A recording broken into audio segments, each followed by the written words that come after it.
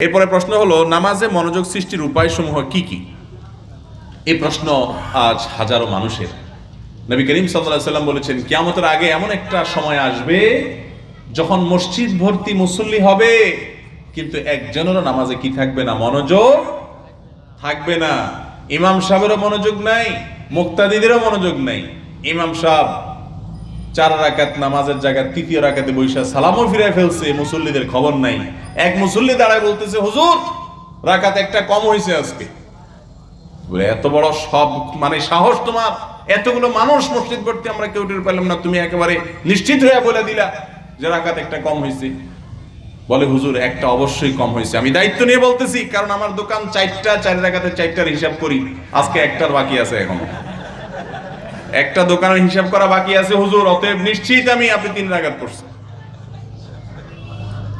ভাইরা আমার, এই অবস্থানে হয়ে গেছে আমাদের এখন সবার। অনেক ভাইরা আমাদের কাছে প্রশ্ন করেন, হাসির বিষয় না, দুঃখের বিষয়। প্রশ্ন করে বলে, হুজুর নামাজের মধ্যে যখন রাকাত সংখ্যা নিয়ে ডাউট হয়, কত রাকাত পড়লাম, 3 না 4, 2 না 1 না 3, এটা নিয়ে যখন সন্দেহ হয়, তখন হিসাব করি প্রথম রাকাতে কার কথা চিন্তা করছিলাম জানি, দ্বিতীয় রাকাতে জানি কিসের কথা চিন্তা করছিলাম। এগুলা দিয়ে আমি হাতড়ানোর চেষ্টা করি, ধরার চেষ্টা করি রিয়েল কোনটা। এর দ্বারা বোঝা যায় যে আমাদের আজ সেই সময় চলে এসেছে, যেই সময়ের কথা আমাদের প্রিয় নবীজি বলে গেছেন সেই 1450 বছর আগে, যে একটা সময় আসবে মসজিদ ভর্তি মুসল্লি হবে, কারোর নামাজে মনোযোগ থাকবে না। ভাইরা আমার, এটা একটা ব্যাধিতে পরিণত হয়েছে, এটা মৃত নামাজ। যে নামাজে মনোযোগ নেই, যে নামাজে আল্লাহকে আপনি নিবেদন করতে পারেন না, আল্লাহকে অ্যাড্রেস করতে পারেন না। ভাইরা, নামাজের মধ্যে কি হয় জানেন? নামাজ হলো মুনাজাত। নামাজটা কি রে ভাই? মুনাজাত। মুনাজাত, হ্যাঁ, যে মুনাজাত আমরা চিনি, এই যে আল্লাহর সাথে মুনাজাত করি, ওইটাই নামাজের মধ্যে হয় মূলত। সহিহ মুসলিমের হাদিসে আসছে, নবী করিম সাল্লাল্লাহু আলাইহি ওয়াসাল্লাম সালাতকে বলেছেন, সালাত এটা হলো মুনাজাত মা আল্লাহ, আল্লাহর সাথে এটা মুনাজাত হয়। মুনাজাতের বাংলা অর্থ হলো কানাঘুষা করা। কি করা ভাই? ফিসফিস করে কানাঘুষা করা। গোটা নামাজ জুড়ে আল্লাহর সাথে বান্দা কথা বলে, কথা বলে। আপনি দেখেন তো, পুরো নামাজের যে কথাগুলো, এই সবগুলো আল্লাহকে অ্যাড্রেস করে, আল্লাহকে সম্বোধন করে আমরা কথা বলছি, আল্লাহর সাথে কথা বলছি। আমরা সুবহানাকাল্লাহুম্মা পড়তেছি শুরুতে, সুবহানাকাল্লাহুম্মা, হে আল্লাহ আপনার পবিত্রতা জ্ঞাপন করছি। এই যে আপনার, এটা আল্লাহকে অ্যাড্রেস করে বলতেছে। ইয়্যাকা না'বুদু, সূরা ফাতিহা বলছে আল্লাহ আপনার ইবাদত করছে, আল্লাহকে অ্যাড্রেস করতেছে। রুকু থেকে উঠে বলতেছে রব্বানা লাকাল হামদ ওয়া রব্বানা ওয়া লাকাল হামদ, হে আমার রব আপনার জন্য প্রশংসা। এই যে আল্লাহকে অ্যাড্রেস করতেছে, সম্বোধন করা হচ্ছে। সিজদা থেকে উঠে আবার দোয়া করছে সে, রব্বিল ফিরলি ওয়ারহামনি, হে আমার রব আপনি আমাকে মাফ করেন। এই যে আল্লাহর সাথে কথা বলছে। শেষ বৈঠকে আত্তাহিয়াতুতে বলতেছে ইয়্যাকা না'বুদু, আসসালামু আলাইকা আইয়ুহান নবী ওয়া আলা ইবাদিল্লাহিস সালিহিন, আত্তাহিয়াতু লিল্লাহ ওয়াস সালাওয়াতু ওয়াত তাইয়্যিবাত, আল্লাহর জন্য সমস্ত প্রশংসা, আল্লাহর জন্য সমস্ত তাহিয়া নিবেদন করছে। দুরুদের মধ্যে পড়ছে আল্লাহুম্মা সাল্লি আলা মুহাম্মদ, আল্লাহুম্মা বারিক আলা মুহাম্মদ। আল্লাহ, এই যে আল্লাহকে বলছে, কথা বলছে, আল্লাহ আপনি মুহাম্মদের প্রতি রহমত নাযিল করেন। দোয়া মাসুরে পড়তেছে আল্লাহুম্মা ইন্নী যালামতু নাফসি যুলমান কাসীরা ফাগফিরলি ফাইন্নাহু লা ইয়াগফিরুদ যুনুবা ইল্লা আনতা। আল্লাহ আমাকে মাফ করে দেন। এই যে আল্লাহর সাথে কথা বলতেছে। গোটা নামাজের শুরু থেকে শেষ পর্যন্ত আমি চেষ্টা করলাম দেখানোর, প্রতিটা পার্টে পার্টে আল্লাহর সাথে বান্দা কি করে? কথা বলে। এই জন্য এটা হলো কথোপকথনের একটা সুযোগ। কার সাথে? প্রাইম মিনিস্টারের সাথে না, কোনো প্রেসিডেন্টের সাথে না, পৃথিবীর কোনো ক্ষমতাধর ব্যক্তির সাথে না, দুনিয়ার সমস্ত রাজাদের রাজা, সমস্ত রাজারা যার সৃষ্টি, ক্ষুদ্রাতি ক্ষুদ্র সৃষ্টি, সেই মহান রব্বুল আলামিনের সাথে আপনি কথা বলছেন, আর আপনার মনোযোগ অন্য জায়গায়। কত জঘন্য বিষয় এটা বলেন। আপনি আসছেন কমিশনার সাহেবের কাছে, আপনার একটা কাজ আছে, আপনি ওনার সাথে দাঁড়ায় কথা বলতেছেন, ভাই আপনার কাছে আমার এই কাজটা আছে। কিন্তু কথা বলতে গিয়ে ওনার সাথে 10 মিনিটে 5 বার ওনাকে বলছেন ভাই, সম্বোধন করে আপনি তাকে কথা বলছেন, বাট আপনার মন অন্য জগতে আছে, এটা বুঝাই যাচ্ছে। আপনি আরেক দিকে তাকায় তাকায় চা খাইতে খাইতে বলতেছেন ভাই, এভাবে 5-7 বার করছেন, কি বলেন মায়ের একটাও নিচে পড়বে? এটা কি কোনো ভদ্রলোকের কাজ মনে করা হবে বলেন? তাহলে গোটা নামাজ জুড়ে আপনি মুখে বলতেছেন আল্লাহুম্মা ইন্নী যালামতু নাফসি, ও আল্লাহ আমার প্রতি আমি জুলুম করেছি, আপনার মন আছে অন্য জগতে। এটা আল্লাহর শানে বেয়াদবি কি বেয়াদবি না বলেন? নামাজের মধ্যে আজ আমাদের মনোযোগ নেই। এই মনোযোগ না থাকার অনেক কারণ আছে। মনোযোগ সৃষ্টি করার উপায়গুলো, এগুলো অনেকগুলো পয়েন্ট বলতে হবে। সংক্ষেপে কয়েকটা পয়েন্ট এই মুহূর্তে যেগুলো মাথা আছে বলে দিচ্ছি। 1 নম্বর হলো, নামাজের মধ্যে কি পড়েন কি বলেন সেটার অর্থটা বোঝার চেষ্টা করবেন। দেখবেন ইনশাআল্লাহ মনোযোগ একটু হইলেও আসবে। যখনই অর্থের দিকে মনোযোগ যাবে, সাথে সাথে আপনার মনে হবে আমি আল্লাহর সাথে কথা বলতেছি। আমি কিভাবে এই সময় অন্য কথা চিন্তা করি। দুনিয়ার মানুষের সামনে কথা বললে, অন্য মনস্ক হয়ে কথা বললে সেটা যদি দোষণীয় হয়, একজন ভিখারি তিনি কারোর কাছে ভিক্ষা চাচ্ছে আর এদিকে আরেকজন সাথে দুষ্টামি করতেছে, অন্য মনস্ক হয়ে আছে, তাকে যে কেউ ভিক্ষা দিবে না। আমি আল্লাহকে বলতেছি আল্লাহুম্মা ইন্নী যালামতু নাফসি, আমার মন আছে অন্য জগতে, আল্লাহ আমাকে অবশ্যই ক্ষমা করার কথা না। আপনি যখন অর্থটা জানবেন তখন আপনার মধ্যে এই চেতনা জাগ্রত হবে। এই জন্য নামাজে মনোযোগ আনার একটা অন্যতম বুদ্ধি হলো একবারে আল্লাহু আকবার থেকে আসসালামু আলাইকুম ওয়া রাহমাতুল্লাহ পর্যন্ত কি বলেন এই কথাগুলোর বাংলা অর্থটা জেনে নেবেন। কথা কি বুঝাতে পারছি? আমরা ইনশাআল্লাহ কোন একটা ভিডিওতে চেষ্টা করব সালাতে আমরা কি পড়ি কি বলি সেটার অর্থটা আপনাদেরকে বোঝানো ইনশাআল্লাহ। 1 নম্বর কাজ। 2 নম্বর কাজ হলো নামাজে মনোযোগ সৃষ্টির জন্য নামাজের যথেষ্ট আগে থেকে অন্য সব জগৎ থেকে বিচ্ছিন্ন হয়ে আল্লাহর সাথে কানেক্টেড হওয়ার চেষ্টা করতে হবে। সালাত হলো কানেকশন। কিরে ভাই, এটা কানেকশন, আল্লাহর সাথে কানেক্টেড হওয়ার চেষ্টা করা। এখন আপনি যদি নামাজের আগ মুহূর্তে মোবাইল টিপেন, তাহলে আল্লাহর সাথে কানেকশন তো হবে না।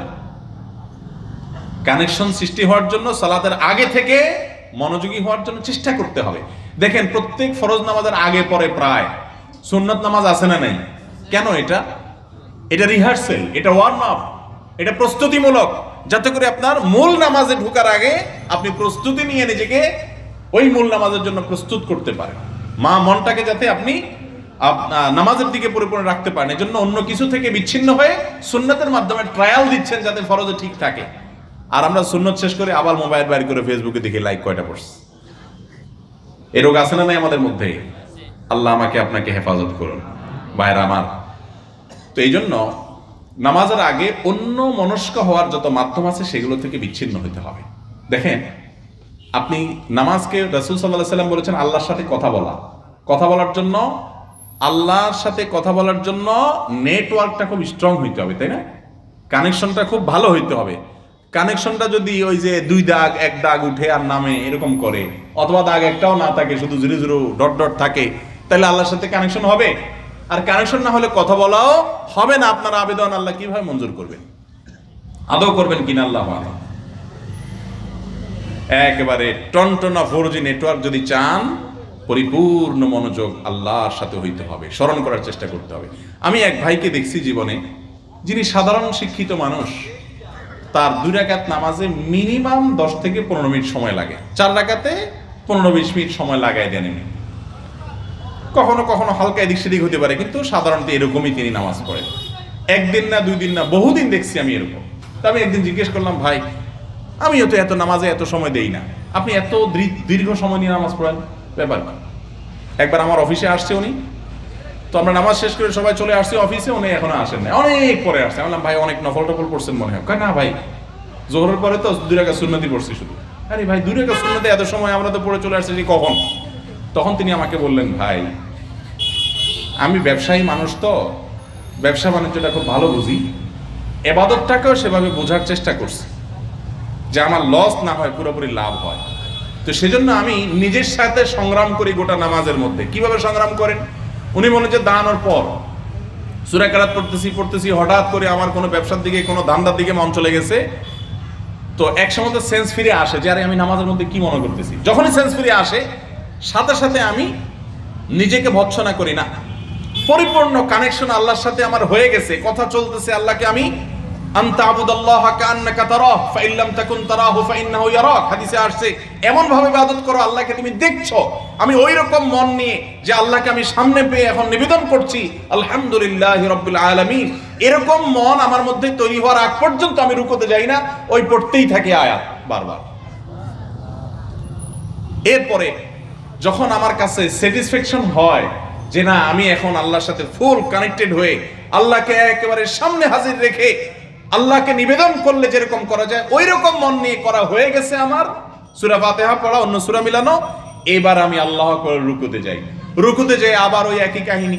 আমি তো সুবহান রাব্বিল আযীম শুরু করি, শয়তান আমাকে নিয়ে যায় আরেক জায়গায়, আবার সেখান থেকে কান ধরে নিয়ে যায় আরেক জায়গায়, এক এক জায়গায় নিয়ে যায়, ফেসবুকে নিয়ে যায়, ইউটিউবে নিয়ে যায়, অমুক জায়গায় নিয়ে যায়, তমুক দোস্তর বাড়িতে নিয়ে যায়। শয়তান শুধু কান ধরে ঘুরাইতে থাকে, আর আমিও নাছর বান্দা। রুকু থেকে আজকে উঠতেছি না, কারণ রুকুর তাসবিহ যদি কেউ 2 ঘন্টা ধরে পড়ে কোনো সমস্যা আছে? কোনো সমস্যা নেই, মাসআলাগত কোনো অসুবিধা নাই। কেউ যদি 200 বার 2000 বার রুকুতে তাসবিহ পড়ে তাও নিষেধ নাই। তো আমি পড়তে থাকি এবং গোয়ার ধরে, শয়তান তুই আমারে ঘুরাইছস, তুই আবার ফেরত আনবি। আমি আল্লাহর সাথে কানেক্টেড হওয়ার আগ পর্যন্ত আমার মনে স্যাটিসফ্যাকশন হবে যে হ্যাঁ আমি আল্লাহকে সুবহান রাব্বিয়াল আযীম, হে আমার মহান রব, আপনার পবিত্রতা জ্ঞাপন করছি, এটা রবকে আমি সরাসরি বলছি। এরকম মানসিকতা মনে তৃপ্তি হওয়ার আগ পর্যন্ত আমি রুকু থেকে মাথা তুলবো না, আমি গোঁ ধরে পড়ে থাকি। এরপরে রুকু থেকে উঠার পর আবার আমি দাঁড়িয়ে আল্লাহর ইবাদত করছি দাঁড়িয়ে, সেজন্য দাঁড়িয়ে আমি অপেক্ষা করি, দীর্ঘ সময় অপেক্ষা করি। রব্বানা ওয়ালাকাল হামদ হামদান কাসীরান তাইয়িবান মুবারাকান ফীহি, না মন অন্যদিকে চলে গেছে, আবার হামদান কাসীরান তাইয়িবান মুবারাকান ফীহি। এরপরে সিজদায় যাই, আবার সিজদায় একই যুদ্ধ চলে। আরে ये কুস্তি তো হয় আমার ভর কি, কবি ও দবা লে কবি তু দবা লে। শয়তানের সাথে লড়াই তো চিরকালের, কখনো কুস্তিতে সে আপনাকে হারাবে, আপনি তাকে আবার হারাবেন। এক রাকাতে নামাজে সে মনোযোগ নষ্ট করছে, দ্বিতীয় রাকাতে সুদে আসলে উঠাই ফেলবেন, আরো বেশি করে মনোযোগ দিয়ে চোখের পানি ফেলে এমন ভাবে নামাজ পড়বেন ইবলিস বেইজ্জত হয়ে যাবে। এটাই না মুসলমানের কাজ। কিন্তু আমাদের সেরকম নামাজ পড়া হয় না। তো নামাজে মনোযোগ সৃষ্টি করার জন্য ইবলিসের সাথে এরকম লড়াই করতে হবে। প্রস্তুত আছেন তো ইনশাআল্লাহ? আমি প্রায় সময় বলি ভাই, ইবাদতের স্বাদ এমন এক জিনিস, একবার যদি পান দুনিয়ার সমস্ত স্বাদ তুচ্ছ মনে হবে। অনেক বড় বড় শিল্পপতি দেশের আমি পেয়েছি, জাতীয় পর্যায়ে বড় বড় ব্যবসায়ী পেয়েছি, যারা ব্যক্তিগতভাবে আমাকে বলেছে হুজুর দুনিয়ার কোনো স্বাদ আমাদের আর দেখতে বাকি নাই। আল্লাহ তাআলা সব স্বাদ আস্বাদন করার সুযোগ দিছেন, হালালটা তো করছি, আল্লাহ মাফ করুক, হারামটাও বহুত আস্বাদন করছি। কিন্তু যখন আল্লাহর ইবাদতের স্বাদ পেয়ে গেছি, এখন রাত 12টায়ও যদি শুই, ওই তাহাজ্জুদের সময় উঠে একটু চোখের পানি না ফেললে, একটু বিড়বিড় করে আল্লাহর সাথে কথা না বললে সারাটা দিন ভাল লাগে না। ইবাদতের স্বাদ এমন এক জিনিস ভাই, সব তুচ্ছ মনে হবে। তো আল্লাহ তাআলা আমাদের নামাজে মনোযোগী হওয়ার তৌফিক দান করুন। তাইলে নামাজে মনোযোগী হওয়ার জন্য প্রথম বলছিলাম কি, যে নামাজে মনোযোগী হওয়ার জন্য কি কি পড়ছেন সেগুলোর অর্থ বোঝার চেষ্টা করবেন। দ্বিতীয় বলছি, নামাজের আগে থেকে অন্য সকল জগতের সাথে সম্পর্ক ছিন্ন করে, মোবাইল টোবাইল টিপি বন্ধ করে মসজিদে ঢুকে একবারে ফুল টাইম আল্লাহকে দিবেন। নাম্বার 3, নামাজ এটাতে মনোযোগ আনার জন্য নিজের সাথে নিজে সংগ্রাম করবেন। মনোযোগ আসার আগ পর্যন্ত আমি রুকু করব না। 4 রাকাত সুন্নাত পড়ছি, মনোযোগ ভালো করে হয় নাই, আবার পড়ব। সমস্যা আছে? নফলের নিয়ত পড়লাম, অসুবিধা আছে কোনো? যাতে করে শয়তান রসুয়া হয়, বেইজ্জত হয়, এই চেষ্টা চালাতে হবে। নামাজের মনোযোগ সৃষ্টির 33টা উপায় শেখ আব্দুল আজিজ বিন আব্দুল্লাহ বিন বাজ রাহিমাহুল্লাহ, সৌদি আরবের সাবেক গ্র্যান্ড মুফতি, তিনি তার এক আর্টিকেলে লিখেছেন। এটা আমি অনুবাদ করছি, বাংলাদেশের সমকাল সহ কয়েকটা পত্রিকা ছাপছে, এখনো গুগলে সার্চ দিলে পাওয়া যাইতেও পারে। নামাজের 33টা উপায় দেখে নিতে পারেন। আমি সংক্ষেপে কয়েকটা উপায় বললাম, এগুলো অ্যাপ্লাই করে দেখতে পারেন, প্রয়োগ করে দেখতে পারেন। আল্লাহ তাআলা আমাদের সকলকে সালাতে মনোযোগী হওয়ার তৌফিক দান করুন।